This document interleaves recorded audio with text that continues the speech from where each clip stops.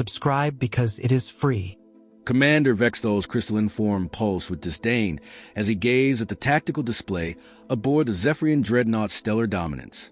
A single human vessel drifted lazily through contested space, its primitive metal hull reflecting the distant starlight like some ancient relic. The bridge crew, their translucent bodies humming with barely contained amusement, exchanged clicking sounds that resembled laughter. "A lone human ship commander," announced a tactical officer, his translator struggling with the alien pronunciation. The bridge erupted in harmonic snickers, their crystalline structures chiming like wind chimes in a gentle breeze. "Humans," Vextol corrected with obvious disdain, though his own translator made the word sound equally ridiculous. Metal bangers with their crude projectile weapons and their, what do they call it, gunpowder. The very concept seemed to amuse him greatly. His second-in-command, a particularly iridescent specimen named Kixera, leaned forward with anticipation. "Shall we demonstrate the superiority of Zephyrian quantum crystalline technology, Commander? Our last encounter with their kind lasted all of 17 time units before they surrendered." The memory brought waves of satisfaction rippling through Vextol's form. 3 months prior, their fleet had encountered a human convoy carrying what the primitives called medical supplies. The humans had immediately transmitted surrender codes the moment they detected Zephyrian energy signatures. It had been almost disappointing how quickly they capitulated, begging for mercy in their crude, guttural language. "These metal bangers still think kinetic weapons can penetrate our bioadaptive hulls," Kixera continued, her form shimmering with mirth. "They haven't evolved past throwing rocks at their enemies." Junior Officer Crixtal, barely past his first molting, raised a tentative appendage. "Commander, perhaps we should exercise caution. Intelligence reports suggest." The bridge fell silent before erupting in harmonious laughter. Vexthol's form darkened with mock severity. "Caution? Against creatures who still burn fossil fuels and think faster-than-light travel requires mechanical engines." He gestured dismissively. Their entire technological base revolved around controlled explosions. They're barely above the level of the primitive Gorathians from the Outer Rim. "The vessel appears to be designated UES Defiance," the sensor operator reported, struggling to suppress his amusement at the human naming convention. "Standard battleship configuration, approximately 200 cycles old by their primitive dating system." "Defiance," Vextol repeated, savoring the irony. "How charmingly optimistic. What's next? UES Hopeless Resistance?" "Yes, please don't hurt us." The bridge crew's laughter reached a crescendo that made the ship's organic components vibrate in sympathy. Kixera's tactical display showed the human vessel in all its crude glory. Ugly angular lines, external weapon mounts that screamed inefficiency, and what appeared to be actual windows dotting its hull like primitive portholes. Their design philosophy seems to be attach more guns until it stops working. "Commander, initiate a deep quantum scan," Vextol ordered, his confidence absolute. "Let's see what pathetic surprises these metal bangers think they're hiding. Our bioresonance scanners will penetrate every rivet and bolt on that floating scrap heap." A betting pool spontaneously erupted among the junior officers. Time units until human surrender, method of capitulation, and whether the humans would try their traditional tactic of ramming speed before giving up. Crixtal, still smarting from his earlier embarrassment, wagered conservatively on 12 time units. "Scan initiation in progress," the technical officer announced. "Estimated completion, 3.7 time units. Their primitive shielding won't even register our probe." Vextol settled into his command throne, a living organism that molded itself to his form. "Excellent. Once we've cataloged their laughable armaments, we'll disable their engines and demand surrender. Try not to damage anything valuable, though I doubt they possess anything worth salvaging." The quantum scanners hummed to life, their bio-crystalline arrays focusing on the distant human vessel with predatory intensity.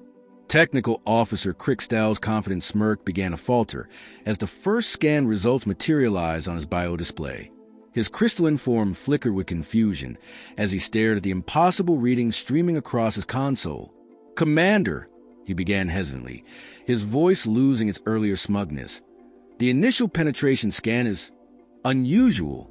The hull composition shows layer materials that shouldn't exist together. Titanium steel composite interwoven with some kind of adaptive polymer, and what appears to be crystallized carbon arranged in impossible geometric patterns. Vexthol's attention sharpened. Impossible how? Sir, according to our physics databases, combining these materials should result in immediate molecular breakdown. Instead, they seem to be strengthening each other through some kind of resonance cascade we don't understand. Kixera leaned over Crickstow's shoulder, her form pulsing with skeptical light. Run the scan again. Your equipment must be malfunctioning. I've run it 4 times, Second Commander. Each scan confirms the same impossible readings. The vessel's internal dimensions exceed its external measurements by a factor of nearly 3. The humans have somehow folded space within their hull without generating detectable gravitational anomalies. The betting pool fell silent. Junior officers exchanged nervous glances as Crickstow continued his analysis.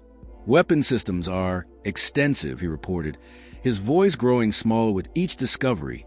Preliminary count shows 17 distinct weapon types, but that can't be correct. 3 of them appear to be mass drivers disguised as structural railings. The waste disposal system has been modified to launch biological materials at 97% light speed. Their kitchen facilities contain what can only be described as a portable chemical weapons laboratory. Vexthol's form darkened with disbelief. You're telling me they weaponize their food preparation area? It gets worse, Commander.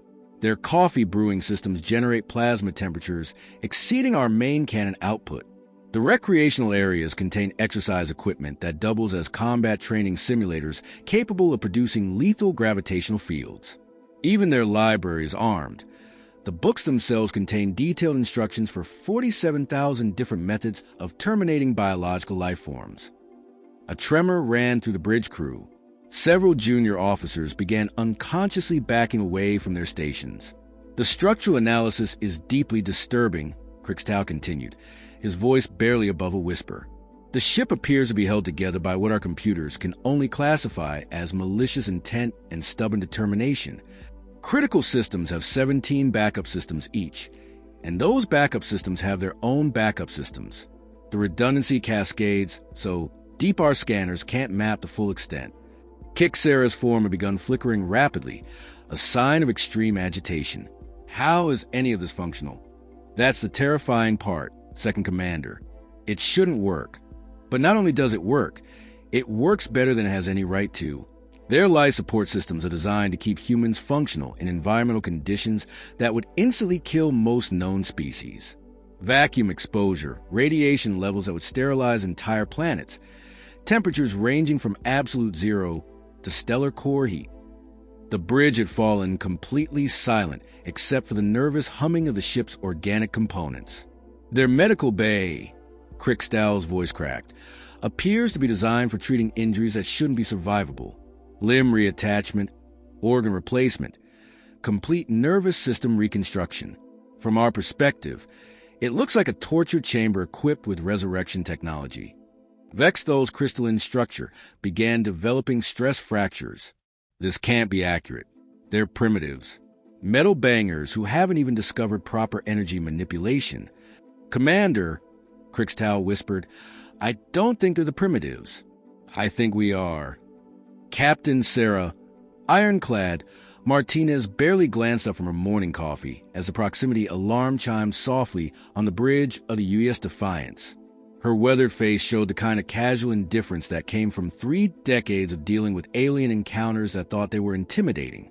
Captain, we're being scanned by a Zephyrian dreadnought, reported Lieutenant Commander Torres from the tactical station, his tone carrying all the urgency of someone announcing the weather. Deep quantum penetration array, full spectrum analysis. Pretty thorough job, actually. Martinez took another sip of her coffee, which was indeed brewed at plasma temperatures thanks to the ship's modified brewing system. Zephyrians? Haven't seen them in a while. Last bunch that tried scanning us ended up fleeing so fast they left their lunch behind. She set down her mug with deliberate calm. Torres, initiate protocol Omega-7. Alien intimidation package at Captain, Torres replied with barely concealed amusement. Should I start with the subtle approach, or jump straight to psychological warfare? Let's be neighborly. Start with a casual conversation intercepts. Communications Officer Chen activated the ship's external broadcast system, speaking in a kind of relaxed tone, reserved for discussing weekend plans. Engineering reports routine maintenance on the Planet Cracker array completed successfully. Yield testing achieved 112% of expected output. Medical Bay requesting additional supplies, added Chief Medical Officer Kim without missing a beat. We're running low on the antidotes for 17 different types of poison immunity treatments. Also, someone used the last of the radiation-proof bandages. Martinez nodded approvingly. Torres, how's our defensive posture looking? Standard configuration. Captain. All weapon systems are powered down to standby mode. Torres's grin was audible in his voice. By Zephyrian standards, their standby mode looked like preparation for planetary bombardment. The ship's intercom crackled with routine maintenance reports that would sound terrifying to any aliens listening in. Deck 7 reports successful calibration of the gravity wave generators. The new settings should prevent accidental time dilation in the crew quarters. Remind me again why we needed time dilation preventers? Martinez asked loudly enough for external pickup. Last time we forgot to install them. 3 crew members aged backwards and the ship's cat learned to speak Mandarin, came the deadpan reply from somewhere off-bridge. Martinez chuckled and opened the ship's general communication channel. Attention crew, we have visitors. Standard xenobiology protocols are in effect. Remember, if anyone asks, Unit 7 is just a cat, not a bioweapon. We don't want another diplomatic incident like last time. Chief Engineer Patel's voice echoed through the ship's corridors. Captain, should I continue with the routine weapons maintenance? I was about to test fire the antimatter distribution system. Go ahead, Chief. Just the usual system checks. And remember to use the old Mark 7 warheads. We're trying to stay inconspicuous. Torres leaned back in his chair, watching his instruments with professional interest. Captain, they're getting very detailed scans. Should we return the favor? Why not? Fire up the passive sensor array. Let's take a peek at their technology. Always good to see what the neighbors are up to. Within moments, the Defiance's sensors began their own analysis of the Zephyrian vessel. Martinez glanced at the preliminary results with mild curiosity. Interesting bio-ship design, she mused. Haven't seen crystalline neural networks in ages. Rather elegant, actually. Shame they seem so nervous about a routine patrol vessel like ours. Ma'am, Torres said, studying his readouts. Their power signatures suggested preparing for immediate departure. Engine temperatures are spiking. Martinez raised an eyebrow. Already? We haven't even introduced ourselves properly. Chun broadcast a friendly greeting on standard diplomatic frequencies. What should I tell them, Captain? Standard first contact protocol. Welcome them to human space. Ask if they need any assistance. Maybe invite them for coffee. Martinez smiled with the kind of warmth that had historically made alien ambassadors break into cold sweats. After all, it's not every day we get visitors. The moment Crickstow's scanner detected the human's friendly greeting, his crystalline form began developing hairline cracks that spread like spider webs across his surface. The message itself was terrifying enough, but the underlying data streams accompanying it revealed something far worse. Commander, he whispered, his voice breaking into harmonic fragments. The vessel we scanned is classified in their database as training vessel, scheduled for decommission. This isn't even a proper warship. Vexthal Command Throne began secreting stress hormones as his bio-ship responded to his mounting terror. What do you mean, training vessel? Sir, their communication logs indicate this ship is operated by reserve personnel and academy graduates on their first deployment. The humans consider this barely adequate for patrol duty. Crickstow's voice rose to a panic-stricken wail. Their actual battle fleet is currently deployed in what they call routine peacekeeping operations in 17 different sectors. Junior Officer Meldar, who had wagered confidently on human surrender, began making keening sounds of distress. They're inviting us for coffee, Commander, after what we learned about their brewing systems. I think they want to execute us with hospitality. The bridge erupted in harmonious shrieks of terror as various crew members began confessing past crimes. Convinced their deaths were imminent, the navigation officer wailed about stealing extra food rations. The communications specialist admitted to falsifying his language certifications. Even the ship's AI began playing what it considered soothing music, which only amplified the panic. Full retreat, Vexthal commanded, his voice cracking like breaking crystal. Emergency protocols, maximum speed, abandon everything non-essential. The stellar dominance began ejecting cargo pods, sensor drones, and emergency beacons in its haste to escape.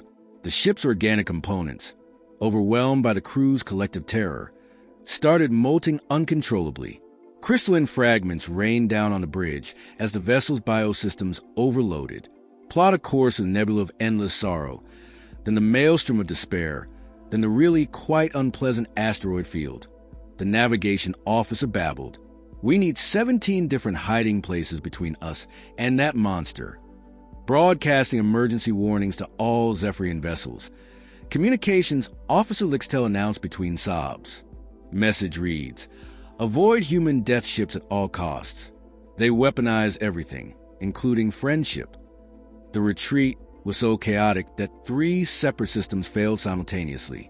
The ship's waste management system backed up, the artificial gravity fluctuated wildly, and the emergency coffee dispenser in the officer's lounge exploded, adding insult to injury.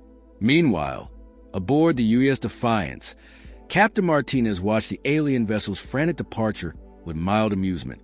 Looks like they're in a hurry. Torres, should we give them a send-off? Maybe a warning shot to make sure they don't hit any asteroids on their way out. Probably best to let them go, Captain, Torres replied, studying the aliens' erratic flight path. They seemed stressed enough already. Martinez nodded and made a note in the ship's log. Routine contact with local wildlife. No hostile intent detected. Recommended action, none required. She paused and added, note for next patrol, consider stocking more coffee for unexpected guests.